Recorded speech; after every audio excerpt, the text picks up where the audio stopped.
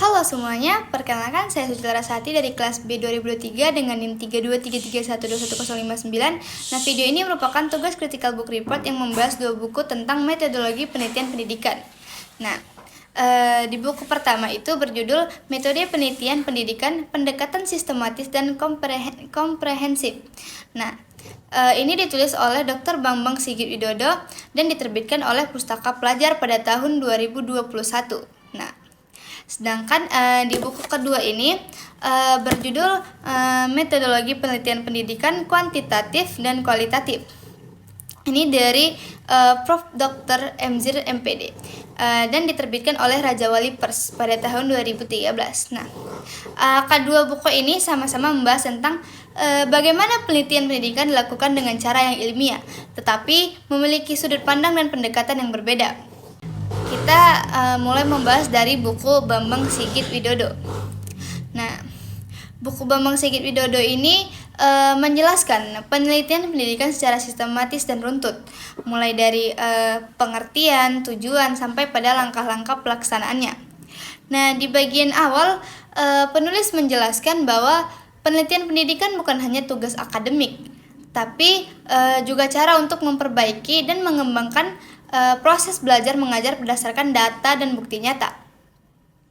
Nah, selanjutnya Bambang menguraikan langkah-langkah penelitian seperti menentukan masalah, menyusun hipotesis, memilih metode, terus mengumpulkan data, dan menulis laporan penelitian. Nah, buku ini tuh juga membahas berbagai jenis penelitian, mulai dari penelitian deskriptif, korelasional, eksperimen, hingga penelitian tindakan kelas. Nah, penjelasannya mudah diikutin dan banyak contoh, sehingga buku ini cocok banget buat mahasiswa atau guru yang sedang menyusun penelitian pendidikan. Nah, di bagian akhir Bambang ini menekankan pentingnya validitas, reliabilitas, dan etika penelitian. Jadi secara keseluruhan, buku ini seperti panduan lengkap untuk memahami bagaimana caranya melakukan penelitian pendidikan dengan baik dan benar.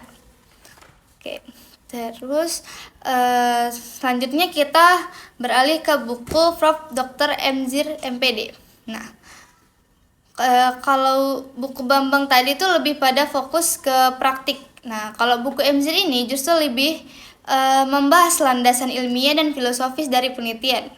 Nah, di bagian awal buku Emzir ini menjelaskan tentang konsep dan paradigma penelitian pendidikan, bahwa setiap penelitian harus memiliki dasar berpikir yang jelas tergantung pendekatannya.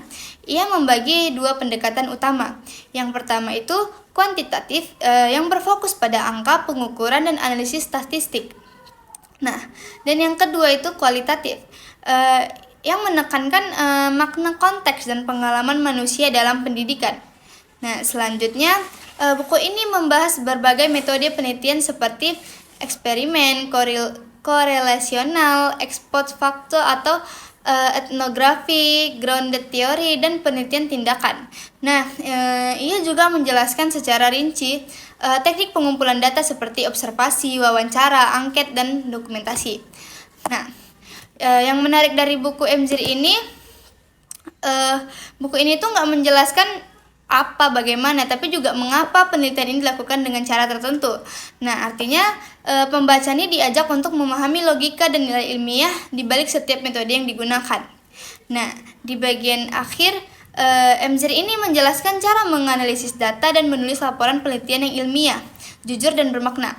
Nah, buku ini lebih dalam secara konsep, tapi juga relevan buat siapa saja yang ingin memahami penelitian pendidikan secara utuh. Sekarang kita bahas sedikit kelebihan dan kekurangannya. Nah, untuk buku Bambang Sigit Widodo, kelebihannya ada pada penjelasan yang jelas, terstruktur, dan mudah dipahami. Terus setiap langkah penelitiannya itu dijelaskan secara praktis, terus disertai juga contoh-contoh yang konkret. Nah, namun kekurangan buku Bambang Sigit ini masih kurang membahas sisi filosofis dan paradigma penelitian secara mendalam. Nah, sementara buku si Emzir ini memiliki keunggulan dalam hal ke dalam teori dan keluasan konsep. Nah, ia menguraikan paradigma penelitian dengan sangat detail dan membuat tuh pembaca berpikir lebih kritis. Tapi kekurangannya gaya bahasa akademisnya cukup berat, sehingga pembaca pemula mungkin butuh waktu, pembaca pemula tuh lebih lama untuk memahami isinya. Nah, dari kedua buku ini bisa saya simpulkan bahwa penelitian pendidikan itu bukan hanya soal teknik, tapi juga soal pemahaman ilmiah yang mendalam. Nah, buku Bambang Sigit ini lebih menekankan bagaimana cara melakukan penelitian secara praktis dan sistematis. Sedangkan buku Si Emzir ini menjelaskan mengapa penelitian itu penting dilakukan berdasarkan teori dan paradigma ilmiah. Nah, keduanya ini saling melengkapi. Kayak yang satu tuh mengajarkan langkah-langkahnya, yang satu mengajarkan makna di balik setiap langkah itu. Oke. Dengan memahami kedua buku ini, kita tidak bisa hanya menulis laporan penelitian, tetapi juga mampu memahami dasar pemikiran dan nilai ilmiah yang terkandung dalam setiap proses penelitian. Kedua ini memberikan wawasan yang luas tentang metodologi penelitian pendidikan. Nah, Bambang Sigit ini membuat kita paham cara melangkah, dan Emzir ini membantu cara paham arah dan makna dari balik langkah itu. Dari keduanya juga kita belajar sebagai peneliti bukan hanya tentang pengumpulan data, tapi juga tentang berpikir kritis, jujur, dan bertanggung jawab terhadap ilmu yang kita kembangkan. Oke, itu saja yang bisa saya sampaikan dan bisa saya uraikan. Terima kasih.